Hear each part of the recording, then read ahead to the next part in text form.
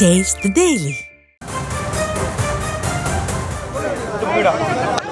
அண்ணா பல்கலைக்கழகத்தில் மாணவி ஒருவர் பாலியல் பலாத்காரம் செய்யப்பட்டிருக்கின்ற செய்தி அறிந்து இந்திய மாணவர் சங்கம் இன்றைய தினம் அண்ணா பல்கலைக்கழகத்தை முற்றுகையிட்டு விளக்கம் கேட்டு போராட்டம் என்பது நடத்தினோம்.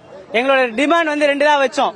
ஒன்னு, காவல்துறையும் பல்கலைக்கழகமும் என்ன நடந்திருக்குன்றத வெளிப்படையா ஒரு அறிக்கையின் மூலம் தெரிவிக்கணும். அதே போல சம்பந்தப்பட்ட குற்றவாளிகள் கைது செய்யப்படணும்ன்றத இரண்டு கோரிக்கைகளை வைத்து இந்த போராட்டம் என்பது முன்னெடுக்கப்பட்டது.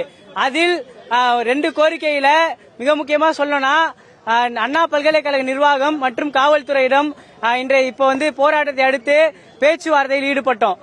சென்னையினுடைய ஜாயிண்ட் கமிஷனர் அவர்கள் குற்றவாளி ஒருவர் கைது செய்யப்பட்டிருக்கதா தெரிவிச்சிருந்தாரு.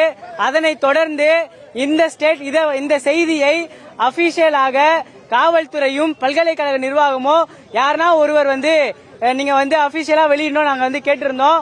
அதன் பேர்ல பல்கலைக்கழகத்தினுடைய பதிவாளர் கையெழுத்திட்டு ஒரு அறிக்கை என்பதை கொடுத்திருக்காரு. இந்த போராட்டத்தினுடைய வெற்றியாக நாங்க பாக்குறோம். அந்த அறிக்கையில மாணவி ஒருவர் பாலியல் பலாத்காரத்துக்கு உள்ளாகி இருக்காரு. அவர் சம்பந்தப்பட்ட காவல் நிலையத்துல புகார் என்பது அளித்திருக்காங்க. அதே போல பல்கலைக்கழகத்தினுடைய உட்புகார் கமிட்டி ICC கமிட்டியில கம்ப்ளைண்ட் பண்ணிருக்காங்க.